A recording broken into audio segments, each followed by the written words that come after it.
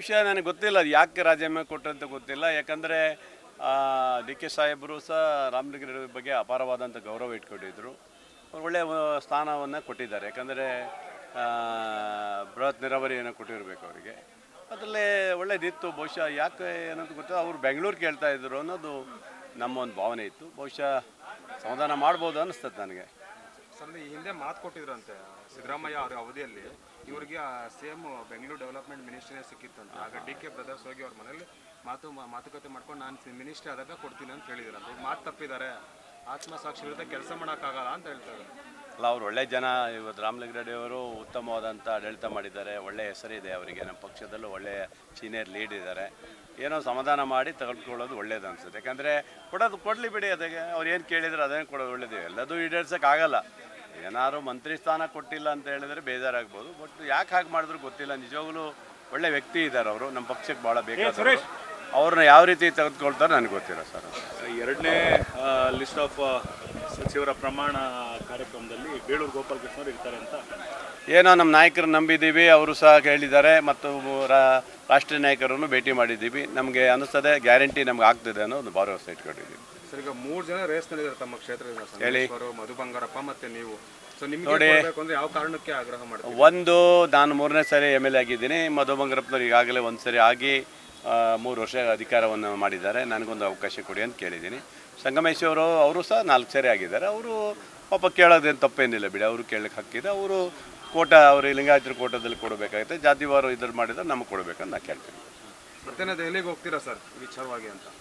ನೋಡೋಣ, ಮುಂದೆ ಇನ್ನೂ MLC ಮತ್ತು ರಾಜ್ಯಸಭಾ ಚುನಾವಣೆ ಮುಗಿಲಿ. ಆನಂತರ ನಾವು ರಾಷ್ಟ್ರೀಯ ನಾಯಕರು ಭೇಟಿ ಮಾಡಲಿಕ್ಕೆ ಡೆಲ್ಲಿ ಹೋಗೋಕ್ಕೆ ಏನಿದೆ, ಹೋಗ್ಬೋದಲ್ವ, ಹೋಗಿ ಬರ್ತೀವಿ ಅಷ್ಟೇ. ಎರಡನೇ ಲಿಸ್ಟ್ ಯಾವಾಗ ರಿಲೀಸ್ ಆಗ್ಬೋದು ಸರ್? ಬೇಗ ಮಾಡ್ತೀನಿ ಅಂತ ಹೇಳಿದ್ದಾರೆ. ಬಹುಶಃ ಅದೇ MLA ಮತ್ತು MP ನಮ್ಮ ರಾಜ್ಯಸಭಾ ಏನು ಚುನಾವಣೆ ನಡೀತದೆ ಅದಾದ ನಂತರ ತಕ್ಷಣ ಮಾಡ್ತೀವಿ ಅಂತ ಹೇಳಿದ್ದಾರೆ. ಈಗ ಹೈಕಮಾಂಡ್ ನಾಯಕರು ಬರ್ತಿದ್ದಾರೆ ಸರ್ ಇವತ್ತು. ನಿಮ್ಮ ಬೇಡಿಕೆ ಇಡುವಂಥದ್ದು ಇಲ್ಲ ಅದೆಲ್ಲ ಮಾಡಬಾರ್ದು. ಅವೆಲ್ಲ ತಪ್ಪಾಗುತ್ತೆ. ನಮ್ಮ ರಾಜಕೀಯ ಉದ್ದೇಶಕ್ಕಾಗಿ ಹೈಕಮಾಂಡ್ ಅವರು ಬಂದಂಥ ಸಂದರ್ಭದಲ್ಲಿ ಇವೆಲ್ಲ ತರುವಂಥದ್ದಲ್ಲ.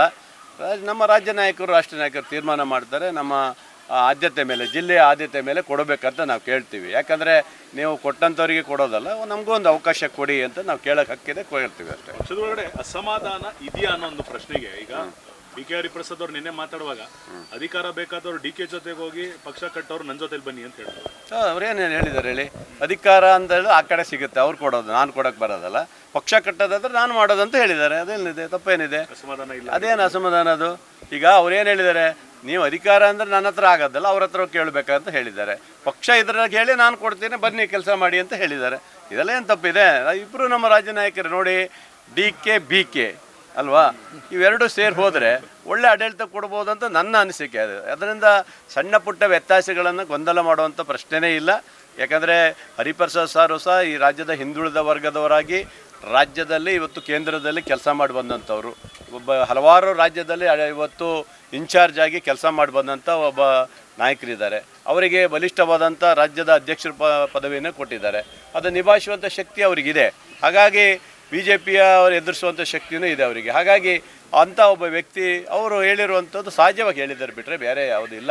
ಯಾವ ಕಾರಣಕ್ಕೂ ಸಹ ನಮ್ಮ ಉದ್ದೇಶ ಏನು, ಮುಂದಿನ 28ಕ್ಕೂ ಸಹ ಕಾಂಗ್ರೆಸ್ ಪಕ್ಷ ಬರಬೇಕನ್ನೋ ಉದ್ದೇಶದಿಂದ ಹಿಂದುಳಿದ ವರ್ಗ ನೋಡಿ, ಈ ಹಿಂದುಳಿದ ವರ್ಗದ ಮುಖ್ಯಮಂತ್ರಿ ಆಗಿ ಮಾನ್ಯ ಸಿದ್ದರಾಮಯ್ಯ ಸಾಹೇಬರು ಇದ್ದರು. ಅವರ ಒಂದು ಸ್ಥಾನಕ್ಕಾಗಿ ಇವತ್ತು ಹಿಂದುಳಿದ ವರ್ಗದವರಿಗೆ ಅದು ಅಧಿಕಾರವನ್ನು ಕೊಟ್ಟಿದ್ದಾರೆ. ಅವರ ಮಗನಿಗೂ ಸಹ ಅಧಿಕಾರ ಕೊಟ್ಟಿದ್ದಾರೆ. ಇವತ್ತು ಯಾರಿಗೆ, ಯತೀಂದ್ರ ಅವರಿಗೂ ಕೊಟ್ಟಿದ್ದಾರೆ. ಹಾಗಾಗಿ ಯಾವುದೇ ಭಿನ್ನಮತ ಬರುವಂಥ ಪ್ರಶ್ನೆಯೇ ಇಲ್ಲ. ಇವಾಗ ಅಧಿಕಾರ ಸಿಗುವಂಥದ್ದು ಇದರಲ್ಲಿ ಸ್ವಲ್ಪ ಎಲ್ರಿಗೂ ಕೊಡೋಕ್ಕಾಗಲ್ಲ. 136 ಜನರಿಗೂ ಸಹ ನಾವು ಅಧಿಕಾರ ಕೊಡೋಕ್ಕಾಗಲ್ಲ. ಕೊಡೋದೇ 32 ಜನರಿಗೆ. ಅದನ್ನು ಸ್ವಲ್ಪ ಸರಿದೂಗಿಸಿಗೆ ತೆಗೆದುಕೊಂಡು ಹೋಗುವಂಥದ್ದು ಒಳ್ಳೆಯದು ಅಂತ ನಾನು ಹೇಳ್ತಾ ಇದ್ದೀನಿ. ಸಂಪೂರ್ಣ ನ್ಯೂಸ್, ಇದು ನೊಂದವರ ಧ್ವನಿ.